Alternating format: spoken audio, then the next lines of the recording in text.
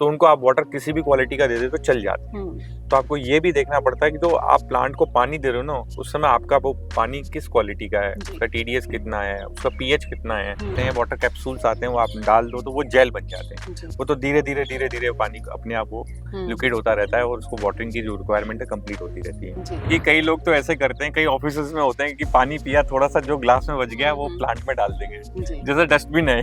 देखिए पहले उस टेक्निक से जाने से पहले उससे इम्पोर्टेंट ये कि आपको पता कैसे चलेगा कि इस प्लांट की रिक्वायरमेंट कम है या ज्यादा है। ठीक है ना। जिस तरीके से ह्यूमन बॉडीज और एनिमल्स को पानी की ज़रूरत होती है, उसी तरीके से प्लांट्स को भी ज़रूरत होती है। लेकिन कभी कभी हम ज़्यादा प्यार में आके ओवरडोज दे देते हैं प्लांट्स को, जिससे उन्हें नुकसान भी हो जाता है। तो इस सारी परेशानियों को दूर करने के लिए आज हम लेकर आए हैं आपके लिए वीडियो। परी वर्ल्ड की नर्सरी से सीधे आप तक पहुंचाएंगे इन सारी प्रॉब्लम्स का सोल्यूशन, इसलिए जुड़े रहेगा आखिर तक हमारे साथ। और इन सारी प्रॉब्लम्स का सोल्यूशन देने के लिए आज हमारे साथ हैं परी वर्ल्ड के founder mister Deepak Khyani sir. Sir most welcome. Thank you ma'am. Sir, जिस तरीके से हम लोग भी गर्मी में ज़्यादा पानी पी लेते हैं या फिर नहीं पानी पीने से डिहाइड्रेशन हमें हो जाता है, तो क्या ऐसा पौधों के साथ भी है? कौन सा ऐसा सही समय है जो पौधों के लिए अप्रोप्रिएट है वाटरिंग के लिए?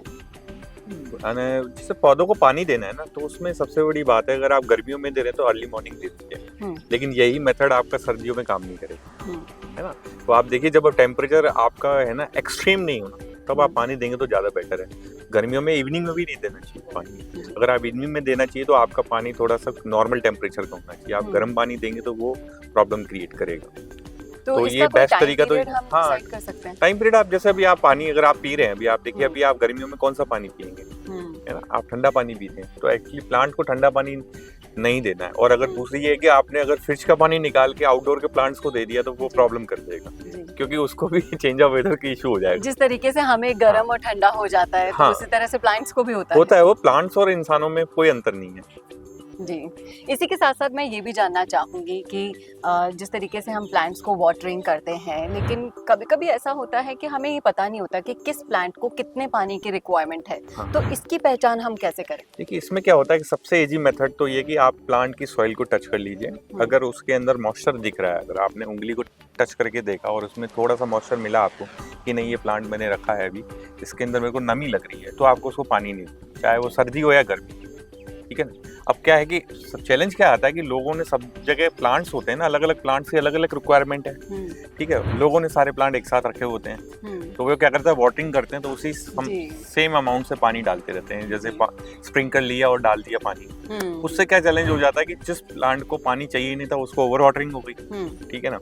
और जिस प्लांट को पानी, याद अगर आपने नहीं दिया तो जिस प्लांट को पानी चाहिए था वो आपको प्लांट को पानी दिया ही नहीं आपने, तो उसको अंडर वाटर हो गया। तो आपको ये थोड़ा बैलेंस करना पड़ेगा, आपको पता करना पड़ेगा कि जो प्लांट है ये ज्यादा वाटरिंग वाला प्लांट है या कम वाटरिंग वाला प्लांट है जी। हाँ। तो ये क्या कोई हमें साइन भी देते हैं कि इनमें ज्यादा वाटरिंग हो गई है या फिर ये अंडर वाटर है, कोई साइन हमें मिलते हैं? देखो एक इजी है कि आपको अगर आपने ज्यादा ओवर वाटरिंग कर दी है तो आपका प्लांट की जो लीव्स है वो डाउन दिखेगी, सिंपल है कि ये है। दूसरा या तो लीव ब्राउन हो जाती है, अंडर वाटरिंग से प्लांट की लीफ येलो हो जाती है और ओवर वाटरिंग से प्लांट की लीफ ब्राउन हो जाती है जी। तो ये एक साइन है, और सबसे इजी साइन आता है कि आपके जो प्लांट्स के लीव्स हैं ना वो डाउन दिखेंगे आपको जी। तो ये भी एक टिप है कि आप वहाँ पे देखेंगे, ये साइन दिखेगा आपको, तो आप उसको चेंज कर सकते हैं। तो अगर आप भी अपने घर में एक साथ, जिस तरीके से सर ने बताया कि पाइप लेके शुरू हो जाते हैं वाटरिंग करने के लिए, तो आज से इस मेथड को आपको चेंज करना होगा। जिस तरीके से हर चीज़ का एक अलग मेथड होता है, उसी तरीके से पौधों को पानी डालने का भी एक मेथड है, उसे आपको फॉलो करना चाहिए, जिससे आपके पौधे हमेशा लाइवली दिखें। इसी के साथ साथ सर मैं ये भी जानना चाहूँगी कि कोई ऐसी टेक्निक्स हैं जिनको हम हमारे दर्शकों तक पहुंचा सके, उन टेक्निक्स को फॉलो करके वो वाटरिंग के मेथड को भी फॉलो कर सके? देखिए पहले उस टेक्निक से जाने से पहले उससे इम्पोर्टेंट ये कि आपको पता कैसे चलेगा कि इस प्लांट की रिक्वायरमेंट कम है या ज्यादा है, ठीक है ना। तो पहला तो आपको दो क्राइटेरिया में चेंज करना पड़ेगा, इंडोर प्लांट्स को अलग करने पड़ेंगे, आउटडोर को अलग करने पड़ेंगे। इंडोर प्लांट्स की वाटरिंग रिक्वायरमेंट कम होती है क्योंकि मोस्टली कई बार वो कोकोपीट पटिंग सॉइल में बने होते हैं, तो उसकी वाटरिंग रिक्वायरमेंट अलग है। और वो अंदर है तो ऑब्वियसली उनके ऊपर डायरेक्ट सनलाइट नहीं है, तो उनका टेम्परेचर के साथ इतना कनेक्ट नहीं हो रहा है, तो उनकी वाटर रिक्वायरमेंट कम होगी। बट अगर वो आउटडोर में पड़े हैं तो उनकी वाटर रिक्वायरमेंट ज़्यादा होगी। तो पहले तो आपको इन दो सेगमेंट में सेग्रीगेट करना पड़ेगा। सेकंड क्या आता है कि जो प्लांट्स हैं, अब क्या होता है जैसे प्लांट्स में भी दो तरीके, कुछ प्लांट्स के क्या रूट्स में बहुत मॉइस्चर होता है, जैसे सक्लेंट्स हैं, सेंसेविया हैं, जीजी प्लांट है। जिस भी प्लांट के अंदर अगर रूट्स में मॉइस्चर होता है, वो कैसे पता चलेगा? उसकी रूट्स थिक मिलेगी आपको, है ना। कभी भी आपको ऐसा प्लांट निकाला होगा तो थिक मिलेगी उस, क्योंकि और देखेंगे तो उसके अंदर ऑलरेडी बहुत मॉइस्चर है। तो जो भी इस तरीके के प्लांट है उनकी वाटर रिक्वायरमेंट कम है, और जो ऐसी थिक रूट्स नहीं है उनका आप सेपरेट रख सकते हैं। तो ये करके आप दो अलग अलग जगह पे रख लेंगे प्लांट्स को। ये आपके लिए इजी हो जाएगा कि अब आपको पता है कि यार इनको डेली वाटरिंग करनी है और इनको एक दिन छोड़ के करनी है या 1-2 दिन में करनी है। तो इस तरीके से आप इनको सेग्रीगेट करके आप अच्छी तरीके से कर सकते हैं। ये वाकई में आपने बहुत अच्छा टिप दिया है कि अगर आप प्लांट्स रखने के शौकीन हैं तो आप उनको डिफरेंट टाइप के प्लांट्स को अलग अलग प्लेटफॉर्म्स पे भी रख सकते हैं, जिससे आप ओवर वाटरिंग करने से भी बचेंगे और आपके प्लांट्स भी हैप्पी रहेंगे। अब आते हैं टेक्निक्स पर सर, कि किस तरह की वो टेक्निक्स हैं जिनको फॉलो करके एक परफेक्ट मेथड को फॉलो किया जा सकता है। तो टेक्निक में बहुत सिंपल टेक्निक मैंने बोला, जैसे आप सॉइल को आपने टच कर लिया, पता चल गया नम, तो आपको पानी नहीं देना है। दूसरा, आप सेल्फ वाटरिंग पॉट यूज कर सकते हैं। उससे क्या होता है कि जो पानी अगर आपका एक्स्ट्रा भी दिया हो तो वो नीचे प्लेट्स में आ जाता है, तो वहां से वो रूट्स को पानी मिलता रहता है जहाँ रिक्वायरमेंट है। तो आपको वाटरिंग भी कम करनी पड़ती है और ओवर वाटरिंग भी नहीं होता।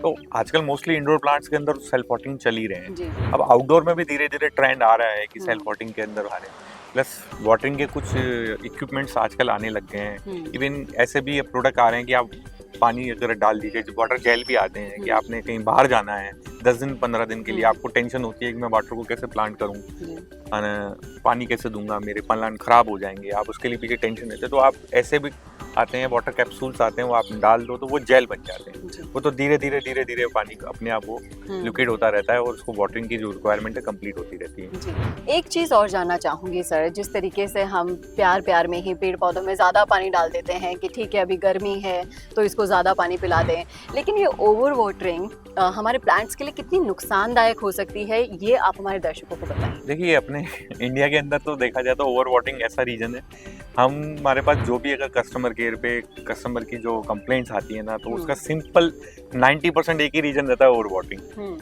लोगों को पता नहीं क्या लगता है कि प्लांट को पानी देना ही देना है जी, भर भर के दिया जाता है पानी। और आप देखिए कई लोग तो ऐसे करते हैं, कई ऑफिसेज में होते हैं कि पानी पिया, थोड़ा सा जो ग्लास में बच गया वो प्लांट में डाल देंगे, जैसे डस्टबिन है कि जैसे अपन कचरा डालते हैं वैसे उसमें पानी डाल देते हैं।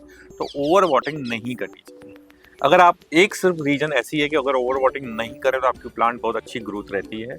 आपका 90% प्लांट का जो डेड होने का रीजन ही है या उसकी ग्रोथ को भी कम करने का रीजन ये है कि ओवर वाटरिंग।